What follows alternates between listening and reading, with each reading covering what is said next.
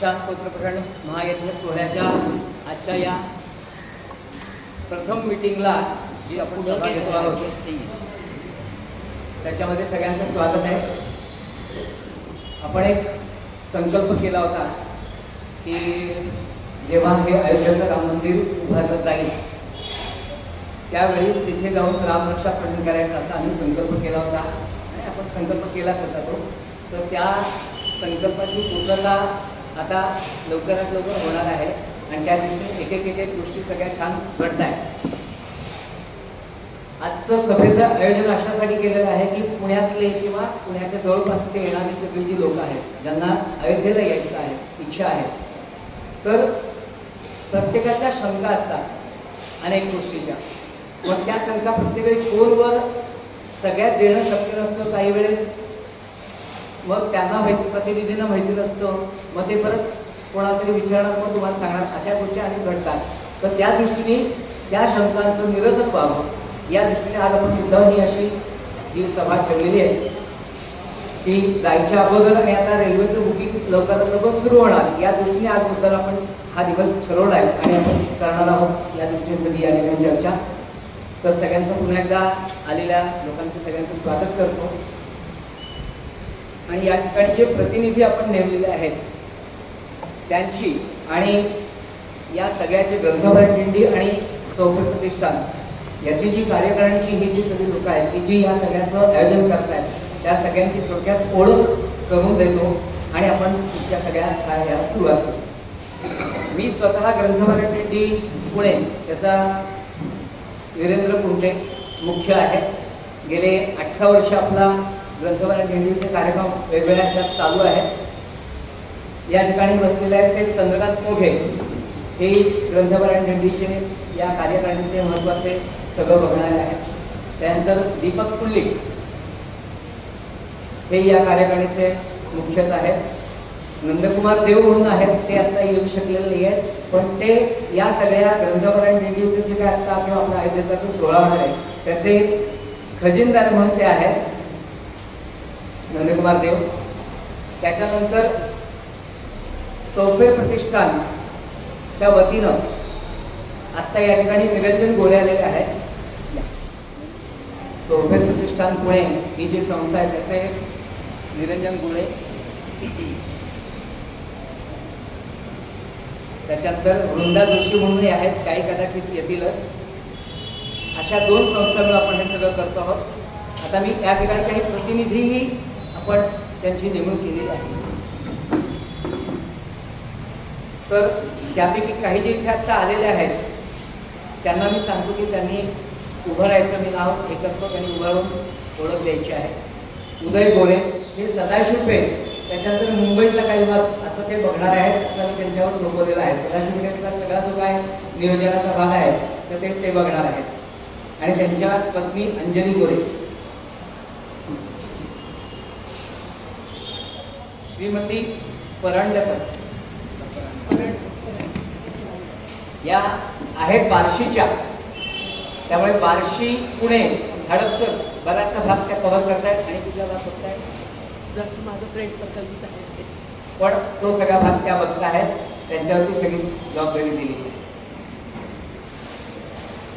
मिनल कोरे गोखलेनगर किंवा त्या सगळा जो भाग आहे मॉडर्न कॉलनी गोखलेनगर तो सगळ्या भागाचं प्रतिनिधित्व त्या करतात, त्या सगळं ते बघणार.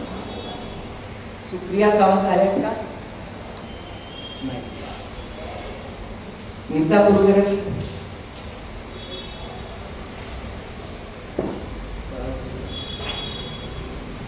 वसुधा दादा याही ग्रंथभरण दिंडीच्या कार्यकारिणीतल्याच मुख्य आहेत. आणि आता नारायणपेठ शनिवारपेठ हा जो सगळा भाग आहे त्या सगळ्याचं प्रतिनिधित्व त्या करतायत. आणि ग्रंथभरण दिंडीच्या सगळ्या लोकांचं. उर्मिला आपटे आहेत का? उर्मिला आपटे आता आलेले आहेत, पण त्या चिंचवड, पिंपरी, खडकी किंवा तो सगळा जो भाग आहे त्या सगळ्या भागाचं त्या बघणार आहेत सगळं. चंद्रकांत मोघे आता मी ओळख करून दिली, ते सांगवी, त्याच्यानंतर वाकड तो जो सगळा भाग आहे त्या सगळ्या भागाचं ते बघतात. आणि मुग्धा साळवी म्हणून आहेत, त्या इथे येणार नाहीये, त्या रत्नागिरी म्हणजे कोकण सगळा जो भाग आहे तर त्या सगळं बघताय. असे साधारणतः हे सगळं प्रतिनिधी आहेत आणि ते सगळेजण काम करत आहेत. याच्यातल्या अजून एक जे आहेत ते नीता कुलकर्णी म्हणून आहेत, त्या कर्वेनगर भाग बघतायत सगळा. त्याच्यानंतर निलिमा खानापूरकर म्हणून त्या आहेत, त्या आत्ता बेटावर आहेत. दत्तप्रभूंचं जे बेट आहे तिथे त्या आत्ता आहेत. त्यांचा फोन आला कारण 3 वाजलेत आत्ता आणि तिथनं येणं शक्य नाही आत्ता पोचणं, पण त्या सगळं बरंचसं काम त्या बघतायत. त्यांच्याकडे आपण हडपसरचा सगळा जो भाग आहे तोही त्या बघतायत.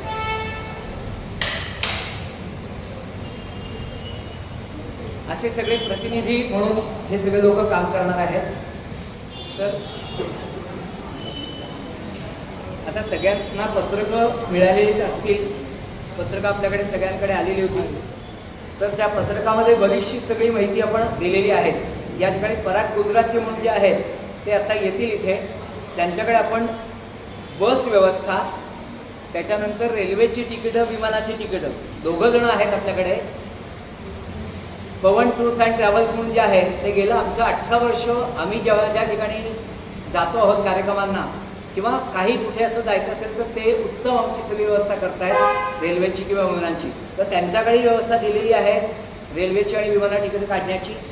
पराग गुजराती मुख्यत्वे तिकीटं ते काढणार आहेतच, म्हणजे रेल्वे किंवा विमानाची लागली तर काढणारच, पण त्यांच्याकडे जास्ती व्यवस्था अशी दिलेली आहे की जो माणूस वाराणसी, अलाहाबाद, लखनौ किंवा आणि कुठे उतरला तर त्याला तिथनं बस गाडी करून देण्याची व्यवस्था त्यांनी बघायची, असं आपण त्यांच्याकडे शब्दतो सोपवलेला आहे. किंवा पुण्यातून मुंबईला जायचं आहे तर ती जी सगळी व्यवस्था असेल जाण्याची तर ती व्यवस्था ते बसेस ठरवणं, गाड्या ठरवणं हे सगळं त्यांच्याकडे आपण सोपवलेलं आहे. ते सगळं ते बघणार आहे. तर ते आता येतीलच इथे, तर ते सगळं बघणार आहे. पुन्हा एकदा अयोध्येच्या कार्यक्रमाची माहिती आपल्याला सगळ्यांना सांगतो. पत्रक सगळ्यांच्या समोर म्हणजे आपल्याकडे व्हॉट्सअपला आलेलं आहेच, पण तरी एकदा कार्यक्रमाची रूपरेषा सांगतो. साधारणतः 22 आणि 23 2 दिवसाचा कार्यक्रम आहे, पण 2 दिवसाच्या कार्यक्रमात सकाळी कार्यक्रम काही नाही. 22ला सकाळी तुम्ही लोक अयोध्या नगरी जी आहे ती बघायला जाऊ शकणार आहे. 22ला संध्याकाळी मुख्य कार्यक्रम राहणार आहे, गीत रामायण आणि त्याच्याबरोबर एखादं प्रवचन सेवा असा काही ना काहीतरी तो कार्यक्रम राहणार आहे संध्याकाळचा. 23ला सकाळी साधारणतः 8 किंवा 9 वेळ आपली अजून नक्की होणार नाही. आत्ता का सांगतो, नोव्हेंबर महिना साधारणतः थंडीचा असतो, तिकडे थंडी कमी जास्ती असते. तर थंडी जास्ती असेल, धुकं असेल, असं जर काही असेल तर तिथलं ते बघून आपली साधारणतः वेळ ठरणार आहे. तिथली ती नंतर आत्ता आपल्याला ही या मीटिंगमध्ये विचार आपण करणार तो फक्त जाण्या येण्याच्या दृष्टीने काय कोणाच्या शंका किंवा काय, पण तरी पण एक तुम्हाला सांगायचं या दृष्टीने 23ला आपला सकाळी कार्यक्रम साधारणतः 8 ते 10 किंवा 9 ते 11 असा साधारण असणार आहे. त्या वेळात आपली त्या वेळामध्ये जो काय बसेल त्याप्रमाणे रामरक्षा ठरलेली असेल, किती वेळा म्हणायची, काय म्हणायची. साधारणतः आपण भीमरूपी रामरक्षा आणि एक माळ ज्योत, आणि आता त्याला आपण हनुमान चालीसाही घेणार आहोत, कारण आपल्याबरोबर गोविंद गिरीजी महाराज यांचे जो सगळा शिष्यवर्ग आहे तो सगळा तिथे असणार आहे. आणि आपल्याला आनंदाची गोष्ट अशी सांगायची आहे की 17 ते 25 अयोध्येमध्ये गोविंद गिरी महाराजांची रामकथाच आहे. त्यामध्ये अयोध्येत आहे पूर्ण 17 ते 25 त्या काळात ते अयोध्येत त्यांची रामकथा चालू असणार आहे संध्याकाळच्या वेळात. त्यामध्ये तिथे अयोध्येत आहेत. हा मोठा आपल्याला भाग्याचा हे आहे की ते आपल्यावर तिथेच आहेत अयोध्येत. 22, 23, 24 मध्ये आपण जी सगळी लोक तिथे असतो तेव्हा ते तिथे आहेतच. त्यामुळे ती खूप मोठी आपल्याला हे आहे की पर्वणी आहे. त्यामुळे ते स्वतः आहेत तिथे. त्यामुळे त्यांची सगळी लोक मिळून आपण हनुमान चालीसाही एक पाठ त्याच जागेवर तिथे आपण करणार आहोत. आता काही लोकांच्या ह्याच्यात मला जी एक शंका आली होती त्या शंकेचं निरसन करण्या अगोदर असा सगळा साधारण कार्यक्रम राहील. 23ला दुपारी म्हणजे 9 ते 11 आपला किंवा 8 ते 10 झाला कार्यक्रम की 9 ते 11 जो काय वेळ ठरेल त्याप्रमाणे झाल्यानंतर जेवणं सगळ्यांची होतील. प्रसाद म्हणजे प्रसाद सगळी लोक घेतील आणि प्रसाद घेतल्यानंतर मात्र 23ला समजा कोणाची ट्रेन असेल, कोणाचं विमान असेल त्याप्रमाणे जायची व्यवस्था सगळ्यांची चालू होईल. म्हणजे सगळ्या लोकांनी साधारणतः 23 दुपारनंतर साधारण 4 नंतर, लवकर का म्हणत नाही आधी 1 वाजता 2 वाजता, समजा आपला कार्यक्रम संपवून सगळं व्हायला समजा 2 वाजले तर कोणाची धावपळ नको. म्हणून 4च्या नंतरची लोकांनी जी काय व्यवस्था असेल, ट्रेनची असेल किंवा विमानाची असेल, ती उशिराची थोडीशी ठेवा. थोड्या वेळ थांबायला लागलं तरी चालेल, पण या दृष्टीने 4च्या नंतरची किंवा 3 नंतरची हे ठेवायची, असं ठेवायचं. कारण एवढ्या लोकांची जेवणं होणं सगळं या दृष्टीने परत आपल्या आपल्या जागेवर जाऊन बॅगा घेणं किंवा काय जी व्यवस्था असेल त्याप्रमाणे करणं, या सगळ्याला वेळ हवा. या दृष्टीने लोकांनी 4 नंतरची आपण हे करायची आहे. कोणी विमान येणार असेल, कोणाची रेल्वेची हे असेल त्याप्रमाणे. असा साधारणतः आपला 22-23चा कार्यक्रम आहे. आता मी आता गाड्या आणि विमानं या दृष्टीची सगळी तुम्हाला एकदा माहिती देतो आणि मग आपण शंका आणि याला सुरुवात करू. आता रोज ज्या ट्रेन जाणार आहेत, ज्यांना रेल्वेने यायचं आहे, जे विमानाने येणार आहेत त्यांना काही फारसा प्रश्न येणार नाही. पण रेल्वेने बेसिकली आम्हाला प्रवास करायचा आहे, त्या रेल्वेच्या प्रवासासाठीची माहिती अगोदर देतो. सगळ्या गाड्या ज्या आहेत त्या मुंबईवरून आहेत. पुण्याहून एकही गाडी अयोध्येसाठी नाही, या घडीला तरी नाही. पण ज्या गाड्या आहेत त्या मुंबईवरून सगळ्या आहेत. आणि त्या गाड्या ज्या आहेत त्यातली पहिली गाडी वाचतोय. जर कोणाला नोंद करून घ्यायची असेल तर आपल्याकडे डायरीमध्ये नोंद करून घ्या. गाडी नंबर आणि आहे. आपले जे प्रतिनिधी जे बघता आहेत, दोघं जण टूर्सवाले, ते सगळं सांगतीलच. पण तरी आपल्याकडे आपली माहिती असावी म्हणून ही माहिती तुमच्याकडे द्यायच्या दृष्टीने मी सांगतो आहे. आवाज जातोय ना सगळ्यांना व्यवस्थित? रोज एक गाडी आहे, सोमवार ते शनिवार रविवार रोज गाडी आहे. ती म्हणजे 22-538 गाडी क्रमांक कुशीनगर एक्सप्रेस. ही रोज आहे. म्हणजे समजा एखादी गाडी काही हे झालं तर ही एक गाडी रोजची आहे मिळण्याच्या दृष्टीने. ही परत एकदा वाचतो, रोज सोमवार ते रविवार कुशीनगर एक्सप्रेस 22-538 गाडी क्रमांक. ही गाडी LTT वरून म्हणजे लोकमान्य टिळक टर्मिनसवरून रात्री 12:35ला सुटते. याचा रूट जो आहे ती पोचणार कुठे आहे तर गोरखपूरला शेवट आहे त्याचा. आणि जवळपास अख्खा एक दिवस म्हणजे 12:35ला निघाली की तो त्या दिवशीची रात्र, त्या दिवसाचा दिवस आणि दुसऱ्या दिवशीची सकाळ गोरखपूरला पोचायला लागते. ही मनकापूर नावाचं एक स्टेशन आहे, जंक्शन आहे अयोध्येच्या अलीकडे. तिथे 4:26ला पहाटे पोचते आणि गोरखपूरला 7:05ला पोचते. थोडी गाडी मागे पुढे लेट झाली, काही समजा झालं तर त्याप्रमाणे. पण आत्ताचं जे त्यांचं टायमिंग आहे ते मनकापूर नावाचं जे जंक्शन आहे अयोध्येच्या अलीकडचं ते 4:26 आणि गोरखपूरला 7:05ला. आता तुम्ही सांगा अयोध्या आणि गोरखपूर आणि मनकापूर कुठे आलं तर ते सगळी तुम्हाला माहिती पुढे देतोय. ही गाडी एक रोज आहे. दुसरी जी गाडी रोज आहे सोमवार ते रविवार ती गाडी आहे 20-103 गाडी क्रमांक. LTT GKP SF एक्सप्रेस अशी नावाची आहे. हा गोरखपूर म्हणजे लोकमान्य टिळक गोरखपूर SF एक्सप्रेस अशी आहे. ती पहाटे 5:23ला निघते लोकमान्य टिळकवरून. ती रोज आहे आणि गोरखपूरला पोचते 11:45ला. त्यालाही तसंच सेम म्हणजे आज पहाटे निघाली की आजचा अख्खा दिवस, त्या दिवशीची रात्र, दुसऱ्या दिवशी 11:45ला ती गोरखपूरला पोचते. बरं एकदा वाचतो. गाडी क्रमांक 20-103 लोकमान्य टिळक ते गोरखपूर एक्सप्रेस अशी ती आहे. पहाटे 5:23ला निघते आणि गोरखपूरला पोचते 11:45. आता तिसरी जी गाडी आहे ती फक्त बुधवारी आहे. म्हणजे खास 20 नोव्हेंबर ज्यांना 21ला पोचायचं आहे तर ती बुधवारी एक गाडी 20 नोव्हेंबरला आहे. ती साकेत एक्सप्रेस नावाची एक्सप्रेस आहे. गाडी क्रमांक आहे 22-183. बुधवारी 20 नोव्हेंबरला बेसिकली ही गाडी आहे. त्याचं रिझर्वेशन आता करायचं आपल्याला. साकेत एक्सप्रेस गाडी क्रमांक 22-183. चौफेर प्रतिष्ठानच्या वृंदाताई जोशी आलेले आहेत.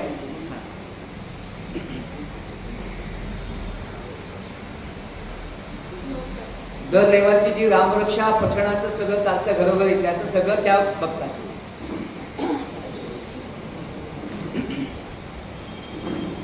फक्त बुधवारी गाडी जी आहे ती साकेत एक्सप्रेस गाडी क्रमांक 22-183 लोकमान्य टिळकवरून निघते. सकाळी 6 वाजता सुटते ती आणि अयोध्येला पोचते. ही डायरेक्ट अयोध्या आहे गाडी. पण ही बुधवारी आणि बरोबर 20 तारखेला म्हणजे 21ला तुम्ही पोचाल. ही अयोध्येला पोचते सकाळी 8 वाजता. यालाही तसंच आहे. दुसऱ्या दिवशी म्हणजे त्या दिवशी सकाळी 6चा अख्खा दिवस, ती रात्र, आणि दुसऱ्या दिवशी सकाळी मधला एक दिवस जाऊन 8 वाजता पोहोचणार दुसऱ्या दिवशी.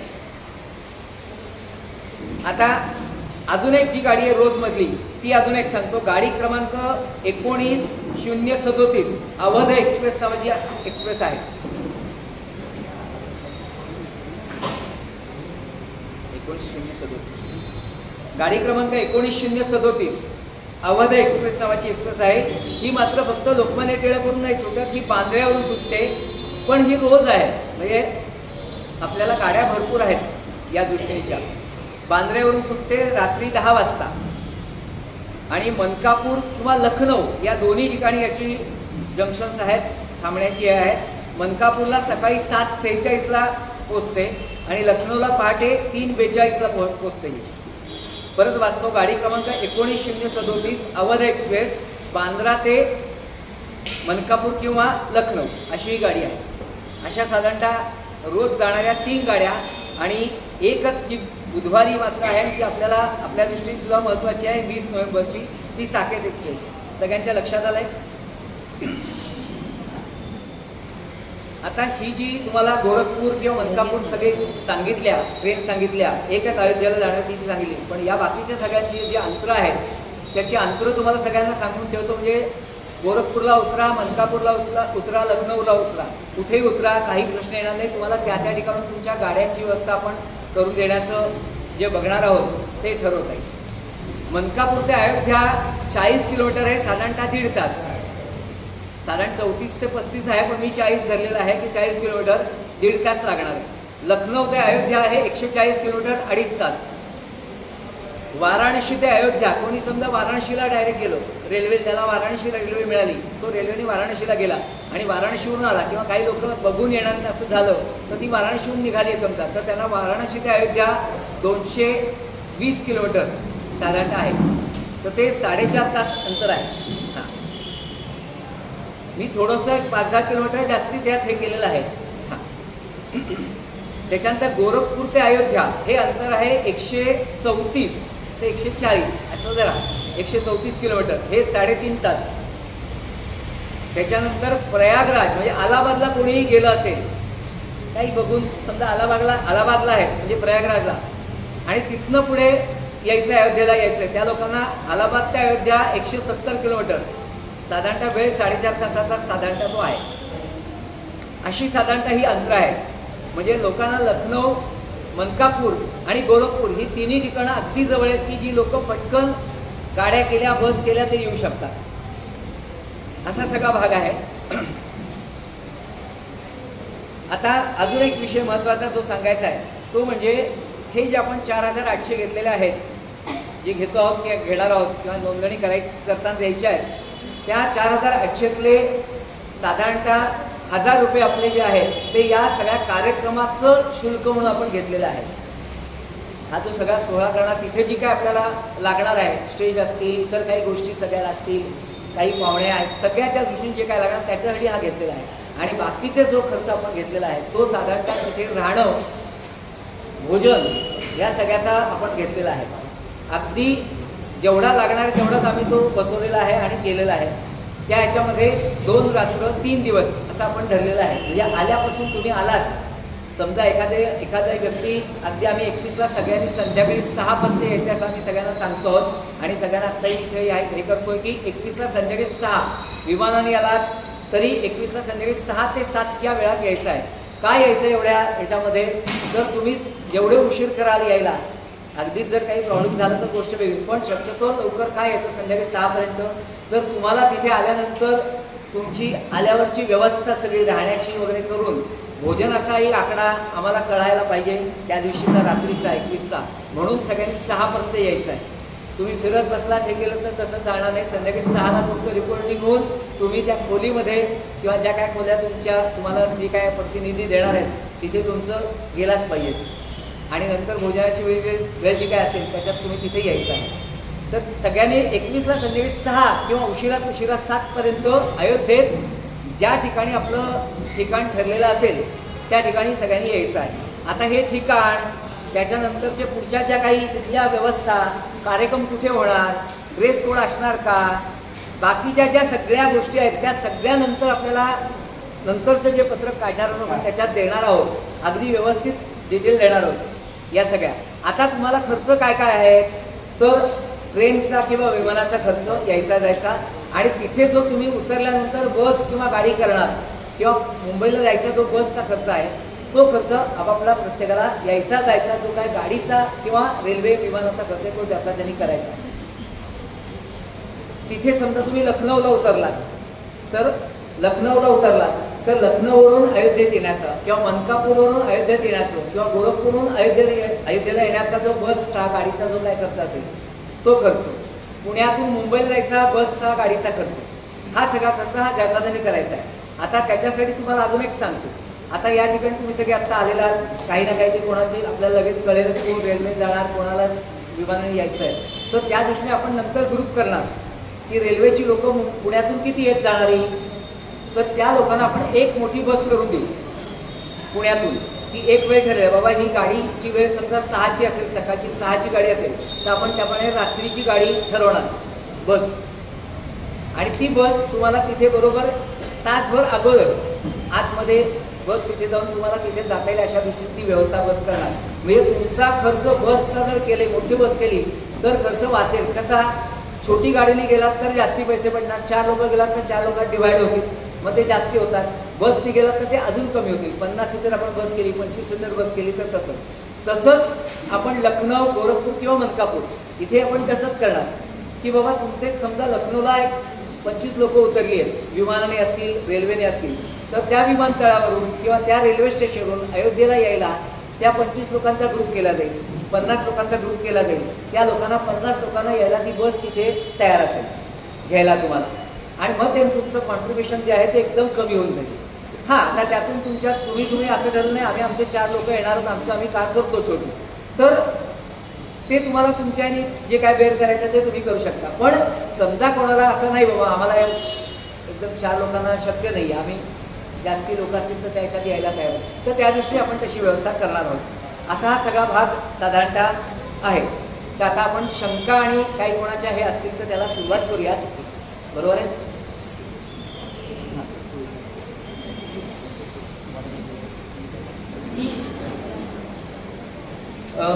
विमानाची एकदा माहिती देतो आणि सुरुवात करू. विमानं जी आहेत ती पुण्यावरून डायरेक्ट कुठली विमानं नाहीत, पण पुणे लखनौ मात्र विमान आहे. पुणे लखनौ विमान आहेत. त्याच्या वेळा ज्या आहेत ती एक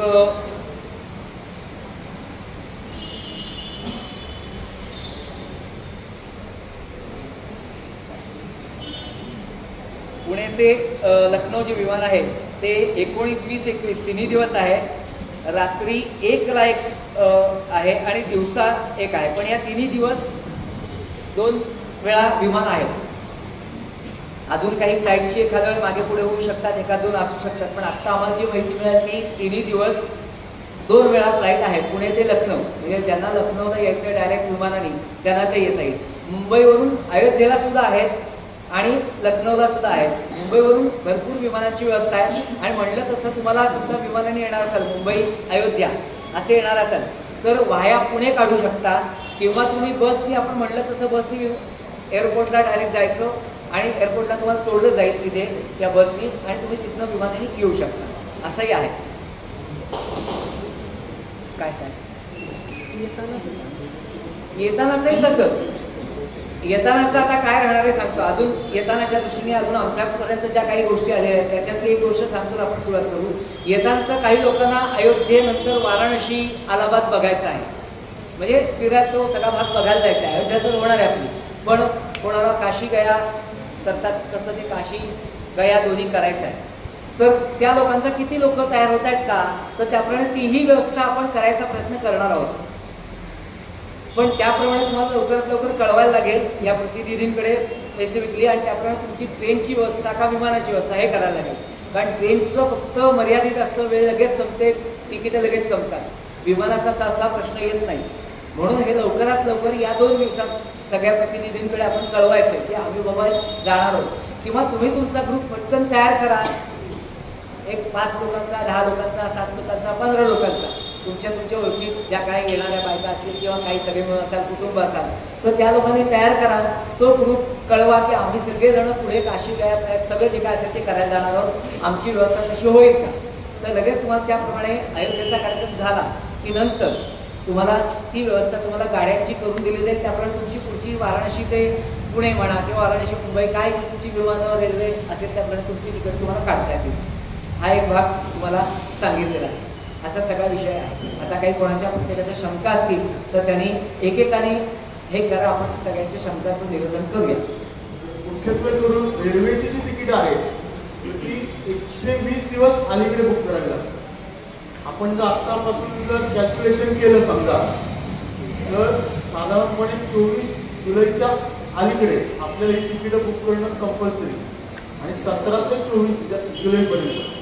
त्यामुळे जे रेल्वेने येणार आहे ते आगामी 5 ते 6 दिवसात त्यांना लवकरात लवकर कन्फर्मेशन देणं गरजेचं आहे. आता जो दुसरा भाग आहे तो म्हणजे विमानाचा. तर विमानाच्या तिकिटाचा जो रेट असतो तो रोजच्या रोज फ्लक्च्युएट होत असतो. त्यासाठी सरकारी यंत्रणेवर रेडगेन नावाची जी कंपनी आहे त्यानुसार बाबा आपण सर्च केलं तर त्याचा जो रेट आहे तो रोज वर खाली सर्च केल्यामुळे होतो. हे होत असताना आपण जर समजा 10, 5 जो काही ग्रुप असेल त्यांनी जर लवकरात लवकर ते बुक केलं तर तो रेट त्या पद्धतीने त्यांना चांगला मिळू शकेल. हा विचार आपण घेऊयात मनामध्ये. अजून एक भाग असा की विमानाचं त्याने सांगितल्याप्रमाणे ग्रुपचं केलं तर अजून त्याचा फायदा असा होतो की आत्ता फक्त ग्रुप द्यायचा त्यांना. ते आत्ता तुमचं तो जो काही ग्रुप असेल तो बुक करून ठेवतात.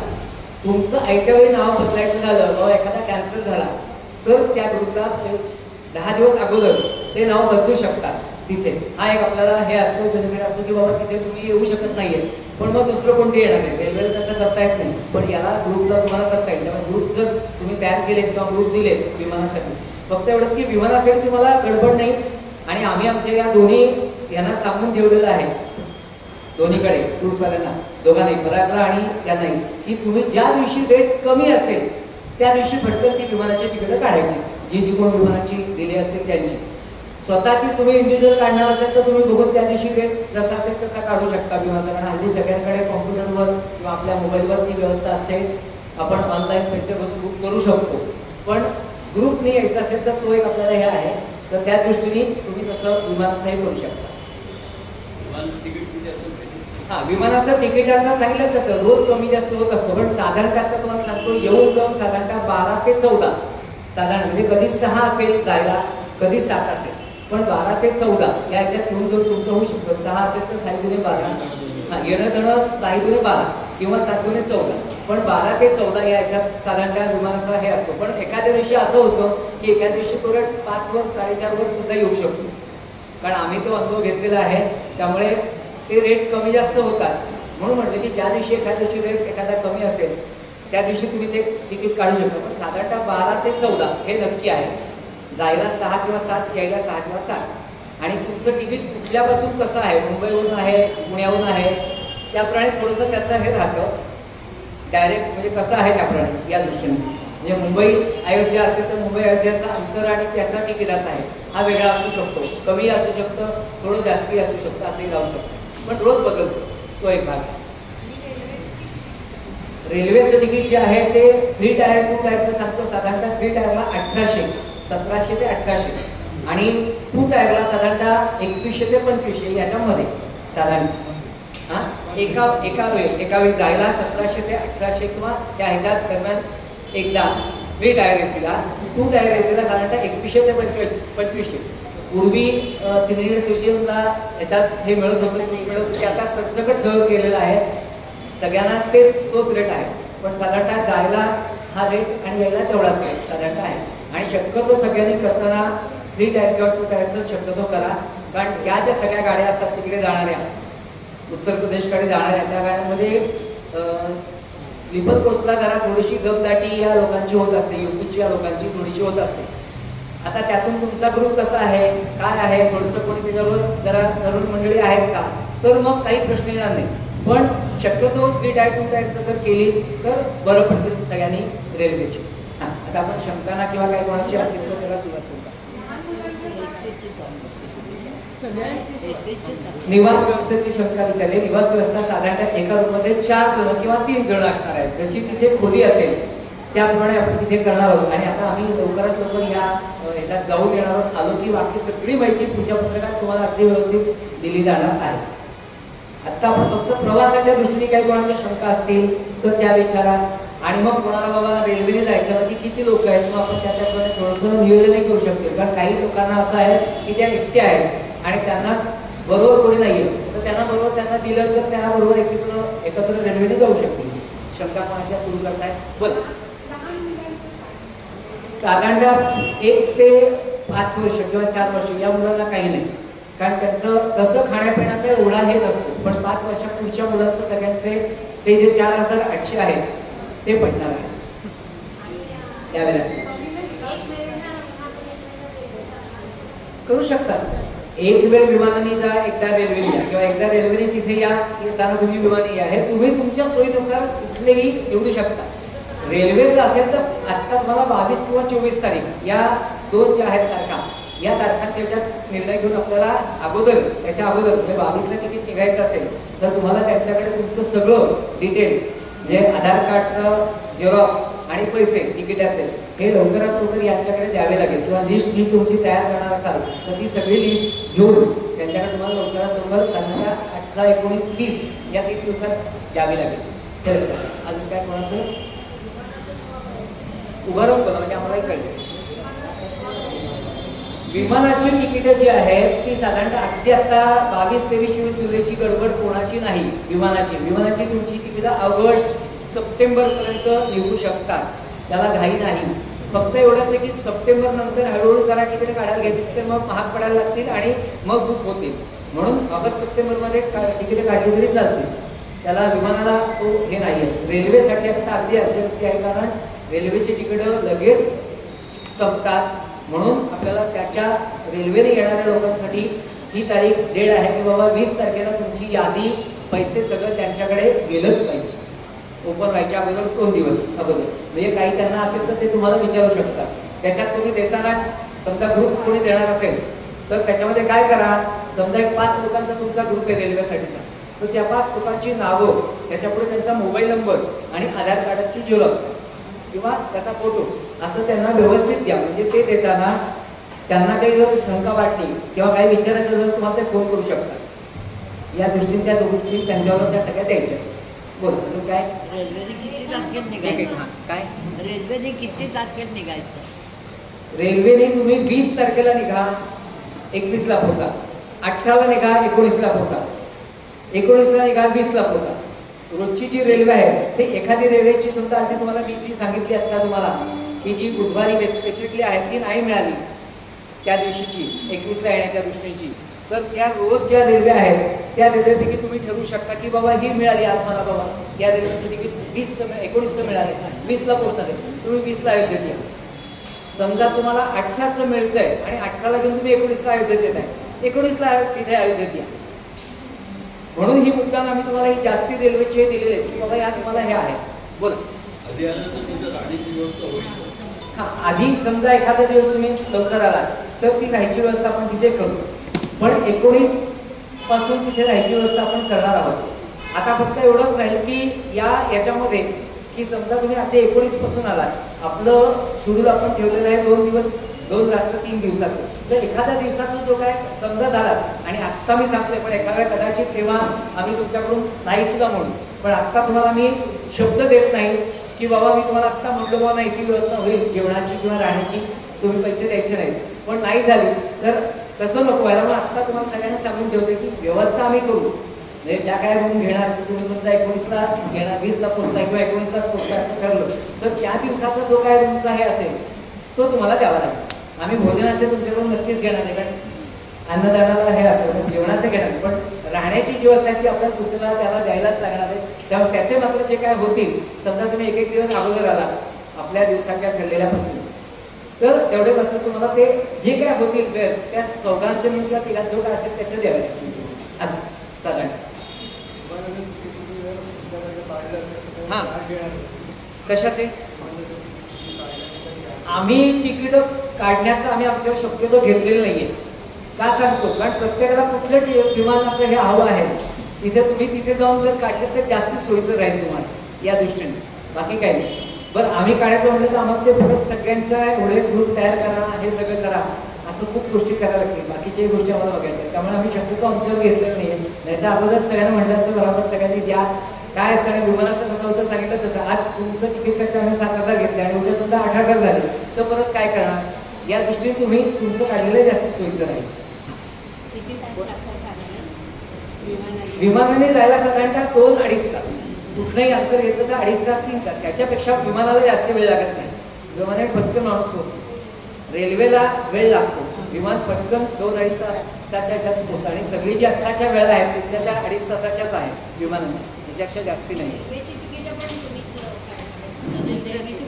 काय काय प्रतिनिधी जे नंबर जे रेल्वेची तिकीट जी आहेत ना ती सुद्धा आपणच काढायची. म्हणजे जे प्रतिनिधी तुमचे आहेत ते तुमच्याकडून हवं तर हे तयार करून घेतील, किंवा तुम्हाला जे 2 दिलेले आहेत पराग गुजराती म्हणून ते आहेत त्यांना तुम्ही डायरेक्ट भेटा आणि डायरेक्ट तुमचा जो ग्रुप असेल तो तयार करून दिला तरी चालेल. किंवा तुमच्या प्रतिनिधींना सांगितलं की आमचा एवढा सगळा ग्रुप आहे तर त्यांच्याशी संपर्क करून त्यांच्याशी बोलून तुम्ही ठरवलं तरी हरकत नाही, काही हरकत नाही. बाबा आमचा सगळ्याबद्दल एवढा ग्रुप आहे तर आम्ही तो ग्रुप सगळ्या तुम्हाला सगळं आणून देतो, तुम्ही तिकीट हे करा. कोणाचा? तुम्हाला आता तुम्हाला दोन्ही नंबर परत देतो आम्ही, ते नंबरही जाहीर करतो. पवन टूर्सचाही नंबर देतो आणि त्या आपल्या पत्रकात आहेत, जी पत्रकं पाठवलेली आहेत ना व्हॉट्सअपला त्याच्यावर आहेत. आणि नाटक मी आता परत नाही, ठीक आहे असू दे, तुम्हाला आता मी त्याची आम्ही व्यवस्था करतो तुम्हाला. अजून काही कोणाची शंका आहे का? विचार. येतानाचं जातानाचं कुठल्याही विमानाचं किंवा रेल्वेचं तुमचं जसं असेल ना, समजा तुम्ही जे ठरवलंय ते बुकिंग त्याच माणसाकडे दिलं तर जास्ती बरं पडेल, म्हणजे तुम्हाला सोयीचं जाईल. फक्त त्यांना अगोदर सांगायला लागेल. अयोध्या आणि पुढचं काशी गया वगैरे सगळं बघून यायचं झालं, अलाहाबाद आणि हे सगळं, तर त्या दृष्टीने म्हणून म्हटलं की तुम्ही लवकरात लवकर निर्णय हे तुमचे तुम्हाला घ्यायचे या सगळ्या ह्याच्यात. शक्यतो एक करा, तुम्हाला सगळ्यांना आता एक अजून एक हे सांगतो की शक्यतो जाताना जर रेल्वेने जाणार असाल सगळेजण तर असं काही असेल, तुम्हाला जर बघायचं असेल तर येताना रेल्वेचं ठेवू नका, येताना विमानाचंच ठेवा. कारण तुम्हाला एखाद्या जास्ती लागला तर तुम्ही काय कराल, रेल्वेचं तुमचं तिकीट तुमचं वाराणसीतून असेल, वाराणसीला तुम्ही समजा गेलात आणि तुमचं अजून बघायचं राहिलं आणि तुमचं रेल्वेचं तिकीट असेल तर काय करणार? सगळंच तुमचं हे होईल. लक्षात तुम्ही सगळं बघण्याच्या दृष्टीने येतानाची व्यवस्था विमानाची ठेवा, रेल्वेची ठेवू नका. ज्यांना बघायचं नाही त्यांनी अयोध्येतून रेल्वेची जी व्यवस्था आहे त्यांनी ठेवा. पण ज्यांना बघायचंच आहे बेसिकली काही पुढे जायचं असेल तर त्यांनी मात्र शक्यतो येताना विमानाची हे करा, ते जास्ती सोयीचं आहे. बोला अजून काही कोणाची शंका?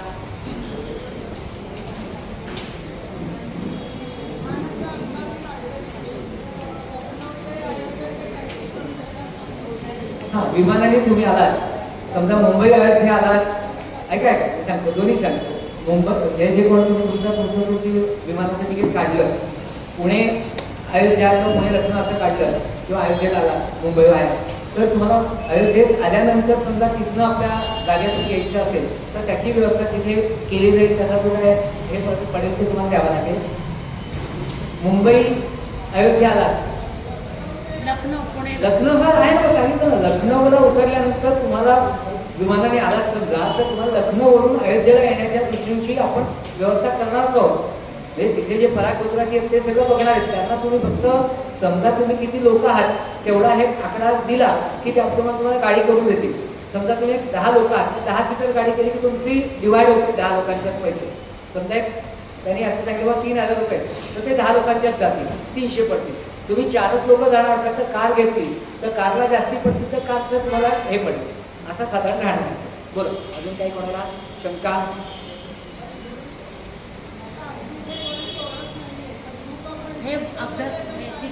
हा ऐका, आता समजा तसं काही असेल, समजा तुमचं विमानाचं आहे, आता मला यांनी सांगितलं समजा तुम्ही दोघंच आहात आणि विमानाने लखनौला येणार आहात, तर आम्ही आता असं करणार की आमच्याकडे लखनौची लोक किती झालेले किंवा विमानाची किंवा याची रेल्वेची उतरणार आणि ते मॅच करणार आणि तेवढ्या लोकांना तिथे समजा आता तुम्ही एखाद्या फ्लाईटने लखनौला लवकर आला आणि नंतरची एक फ्लाईट यायची, तर त्यावेळेला तुम्ही जर दोघंच असाल त्यावेळेला तर तुम्हाला तिथे एअरपोर्टवर आम्ही थांबायला सांगतो.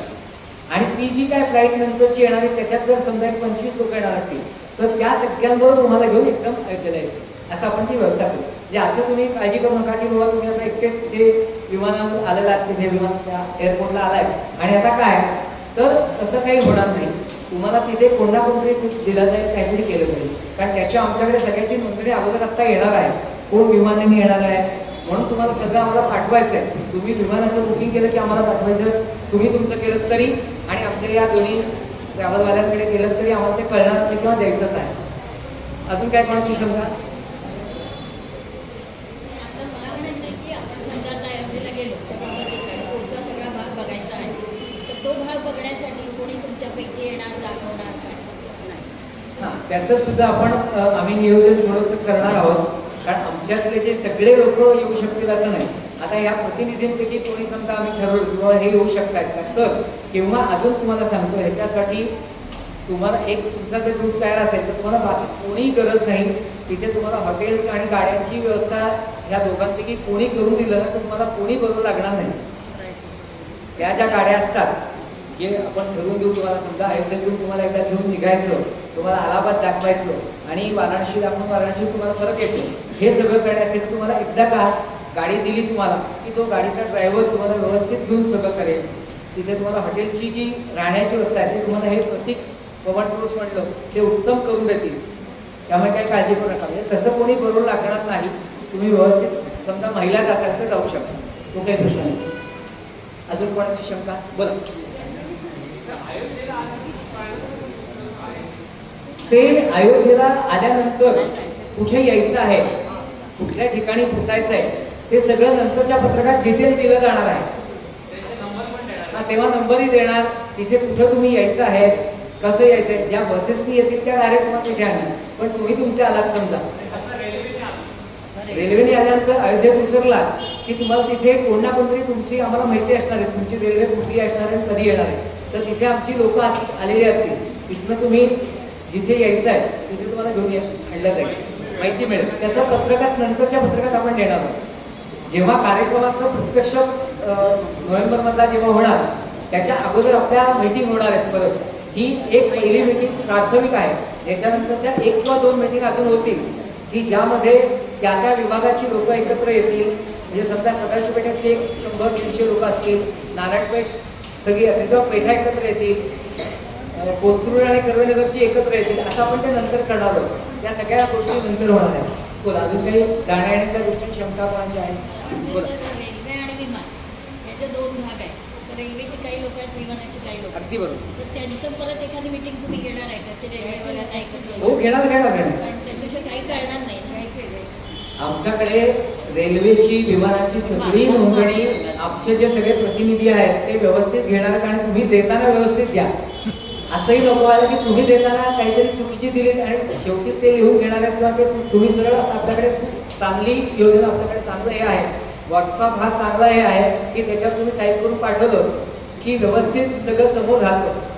म्हणजे तोंडी फोनवर बोलणं आणि व्हॉट्सअपवर पाठवणं हे सगळ्यात जास्ती चांगलं आहे. तोंडी बोलल्यानंतर काही वेळे विसरून जातो आपण, त्यामुळे तुम्ही शक्यतो आपले मेसेज त्या प्रतिनिधींना करा की आमची इतकी लोक इतकं आमची रेल्वेची तिकीटं झालेली आहेत किंवा आम्ही दिलेली आहेत, हे सगळं आणि त्यांची नावं, त्यांचे मोबाईल नंबर सगळं असं जर व्हॉट्सअपला व्यवस्थित पाठवलं. समजा एखाद्याला ते लिखाण करताना, टाईप करताना, मराठी इंग्लिश करताना जर चुकत असेल तर याच्याकडून करून घ्या, ते असं करून घ्या की ते व्यवस्थित होईल. असे कोणतरी काढा, त्यांच्याकडून ते टाईप करून घ्या. तेही करताना एखाद्या टायपिंगमध्ये झाली तरी पंचायत होते, ते व्यवस्थित तुम्ही देऊ शकाल आणि ते आमच्याकडे किंवा तुमच्याकडे व्हॉट्सअपला राहू शकतं. उद्या काही हे झालं तर टाकू शकतो आपण, आपल्याकडे आहे बघ. त्यामुळे तुम्ही हे शक्यतो व्हॉट्सअपला सगळे मेसेज पाठवत नाही.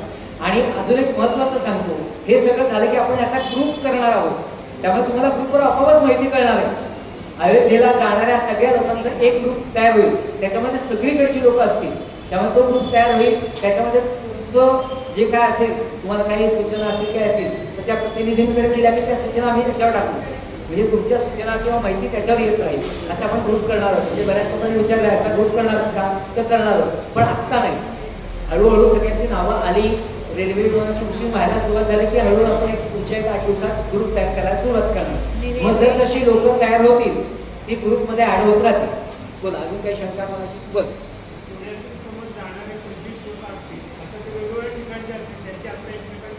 नाही, बरोबर. हे बघा, आता कसं आहे, आता तुम्ही समजा एक या भागात आहात, पेठेत आहात किंवा कोथरूडमध्ये आहात, तर तुमचं झालेलं आहे. तर जेव्हा आपण जाणार आहोत याची माहिती आमच्याकडे तुम्हाला म्हटलं तसं आलेली असेल, तर त्या 25 लोकांसाठी एका ठिकाणी कुठेतरी केंद्र करणार किंवा जायचे स्पॉट 1-2 ठरवणार आपण त्या लोकांचे, आणि त्या स्पॉटला त्या लोकांनी उभं राहायचं. नाही, तसं करता येणार नाही. का सांगतो, कारण आत्ता आमच्याकडे प्रत्येकाची वेगळी येते माहिती, त्यामुळे तसं आत्ता आपल्याला करता येणार नाही. हा, ज्या लोकांचं बाबा तुम्ही तुमचा ग्रुप तयार केला एक 5-10 लोकांचा, तर तेवढा करा ना. मग ती लोक नंतर आपण 25 गोळा करू किंवा 50 लोक एकत्र करू. पण आत्ता आपल्याला ग्रुप असे तयार नाही करता येणार, कारण प्रत्येक जण वेगवेगळ्या भागात आहेत. तिथे त्यांच्या परिवार किंवा काही लोक आहेत ते त्यांचे करतायत, तर त्या दृष्टीने त्यांचा ग्रुप तयार होणं त्या दृष्टीने करतील असं. मग इंडिव्हिज्युअल अजून कोणाची शंका आहे? काय बोला. पराग गुजराती झाली. मी तुम्हाला दोघांचे नंबर आम्ही आता इथे देतोच आहोत. खरं पराग गुजराती येणार होतेच आणि यायला पाहिजेच आहे, मी त्यांना फोन करून बघतोय. पवन टूर्स अँड ट्रॅव्हल्सचं जे ऑफिस आहे ते कसबा पेठ गणपती मंदिर माहिती आहे सगळ्यांना? कसबा गणपती मंदिर त्या लाईनीमध्ये, म्हणजे जी कसबा गणपतीची कमान आहे, लाल महालावरून येणारी नवग्रह मंदिर आहे ना, तिथून जी आत येते, त्या आत येताना डाव्या साईडला, उजव्या साईडला नवग्रहाच्या मंदिराकडून कसबा गणपतीहून आला तर डाव्या साईडला त्यांचं ऑफिस आहे. तिथे ओळीने 2-3 ऑफिस आहेत. त्यातलं पवन टूर्स अँड ट्रॅव्हल्स नावाचं आहे. तिथे प्रतीक म्हणून आहेत स्वतः, ते खूप सुंदर आणि व्यवस्थित सगळं बघतात, पटेल म्हणून. तर त्यांच्याकडे जावा, ते तुम्हाला व्यवस्थित सगळं तुमचं करून देण्याची व्यवस्था करतील. ग्रुप असेल तर ग्रुप विमानाच्या दृष्टीने सांगतील, ते तुमचा ग्रुप तयार करून बुक करून ठेवतील, वेळेला तुमची नावं घेतील. तर ते आहेत पवन टूर्स, त्याचे तुम्हाला नंबर देतो. आणि पराग गुजरातींचं जे ऑफिस आहे ते ऑफिस शिंदेवाडीमध्ये आहे. शिंदेवाडीमध्ये त्यांचं आहे, त्यांचे तुम्हाला नंबर देतो, त्यांच्याकडून तुम्ही तो हे घेऊ शकता. पण पवन टूर्सचं जे ऑफिस आहे ते या कसबा गणपतीपाशी आहे. अजून कोणाची काही शंका किंवा काय?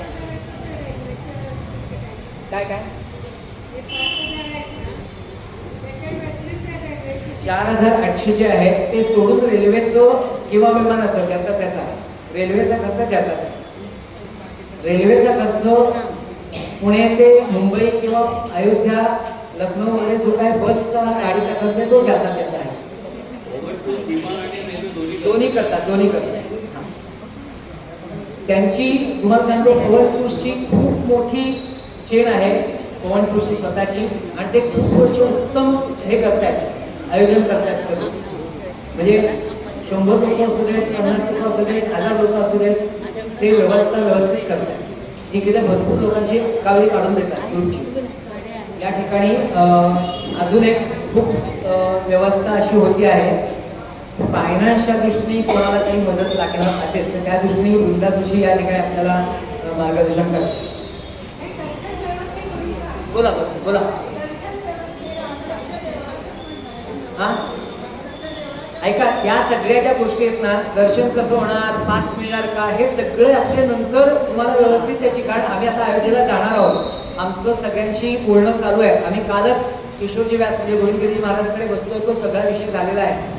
ते स्वतः तिथे आणि असणार आहेत, त्यामुळे खूपशा गोष्टी आपल्या म्हणलं तसं खूप छान होणार आहे की ते स्वतः तिथे आहेत आणि ते या सगळ्या अयोध्या मंदिराचे कोषाध्यक्ष मुख्यच आहेत. त्यामुळे आणि ते स्वतः तिथे आहेत. त्या काळामध्ये 17 ते 25 त्यांची तिथे रामकथा असल्यामुळे ते स्वतः तिथे आहेत. त्यामुळे आपल्याला खूप चांगला योग आहे. आणि ते जे काय तिथले सगळे जे असे असतील की आपल्याला मंदिरात जायला मिळणार का, पास मिळणार का, काय होणार, या सगळ्या नंतरच्या गोष्टी आपण नंतर जेव्हा मीटिंग घेणार आहोत त्याच्यात तुम्हाला सगळं सांगितलं जाणार आहे. आणि आता आम्ही जे बोलतो ते सगळं रेकॉर्ड होत आहे, त्यामुळे ते आपल्याकडे जाणार आहे काय बोलतो.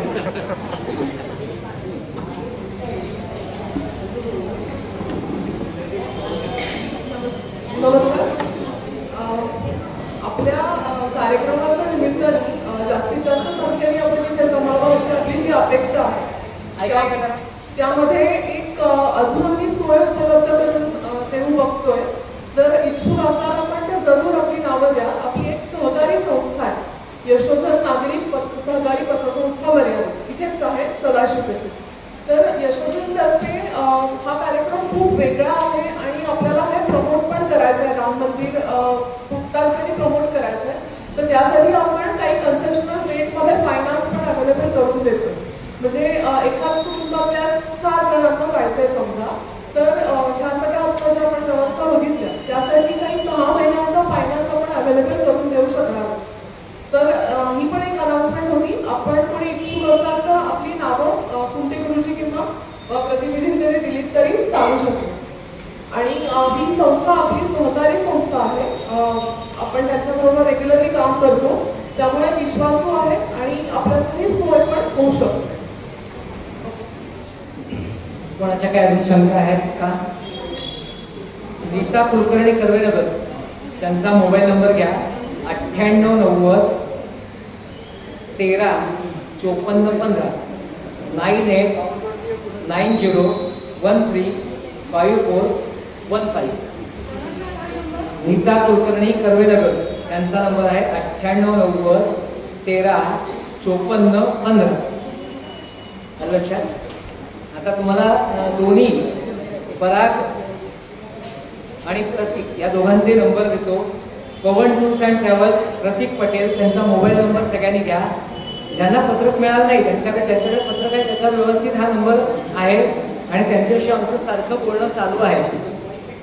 त्यांचा नंबर आहे 72 76 29 22 44. हा पवन टूर्स अँड ट्रॅव्हल्स प्रतीक पटेल हे तिथे असतात. त्यांचा अजून एक नंबर आहे 95 45 50 22 34. हा एक नंबर आहे. परत एकदा सांगतो, पवन टूर्स अँड ट्रॅव्हल्स प्रतीक पटेल 7276292244 9545502234. लक्षात. हा एक आहे. आणि पराग गुजराती म्हणजे आहे त्यांचं सुविधा टूर्स अँड ट्रॅव्हल्स असं जे आहे त्यांचा मोबाईल नंबर आहे 98 50 12 34 50. बरं एकदा सांगतो, पराग गुजराती मोबाईल नंबर आहे 9850123450. आलं लक्षात. आणि जर समजा पत्रक मिळालं नसेल ना समजा कोणाला, तर तुमच्या आत्ता इथे कोणाचा व्हॉट्सअप असेल तर तुम्हाला लगेच ते पत्रक दिलं जाईल. तुमचा नंबर सांगा, तुम्हाला व्हॉट्सअपला मी हे करतो, त्याच्यावर तुमचे नंबर आम्ही घेऊ शकतो. आपण तुम्हाला हे पत्रक लगेच पाठवू.